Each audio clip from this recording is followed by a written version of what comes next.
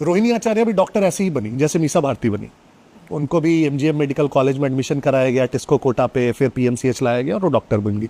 इन दोनों ने जिंदगी में कभी एक दिन भी प्रैक्टिस नहीं किया, आला भी नहीं पकड़ा। इन्हीं रोहिणी आचार्य की जब शादी हो रही थी 2002 में पटना में, और आप किसी से भी बिहार में या पटना में पूछ लेंगे कि उस शादी में क्या हुआ था, तो मतलब उसके इतने चर्चे हैं, हर कोई आपको बता सकता है, उसमें कोई शक भी नहीं। उनकी शादी के लिए पटना में एक ताजमहल पैलेस होटल जो बॉम्बे का है, उसका रेप्लिका के तौर पर एक टेंट बनाया गया। उनकी शादी के लिए वहाँ के जितने गाड़ी के शोरूम्स थे उससे गाड़ियाँ उठा ली गई, करीब 50 गाड़ियाँ उठाई गई। एक मारुति शोरूम के ओनर ने स्वेच्छा से 5 गाड़ियाँ दे दी कि आप 5 ले जाइए। कहा गया नहीं, 5 से काम नहीं चलेगा। 10 और गाड़ियाँ उठाई, एसी वाली नई मॉडल ऑल्टो और वैगन आर। फिर ये लोग फर्नीचर के शोरूम जाते हैं। राबड़ी देवी के बड़े प्रसिद्ध भाई थे साधु और सुभाष यादव, अभी भी, अब तो खैर अनबन है। हाँ, तो साधु और सुभाष यादव फिर फर्नीचर के शोरूम गए, 100 सोफा सेट्स और जो प्लस चेयर्स एकदम होते हैं वो उठा के लेके आए कि पंडाल में लगाना है, वो लेके आए।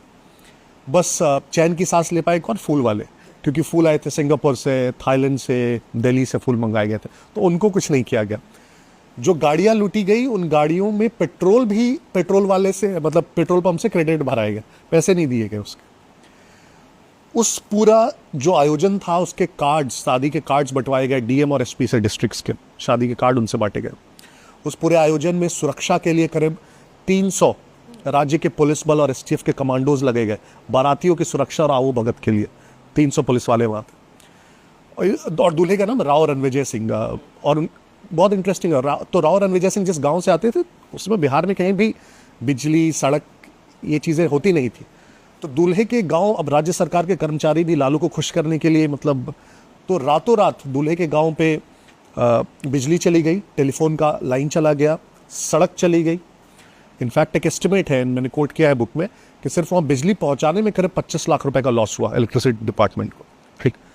और सबसे हास्यास्पद इस पूरी चीज़ में कि जो दूल्हा था वो दूल्हे के पिता इनकम टैक्स के कमिश्नर थे।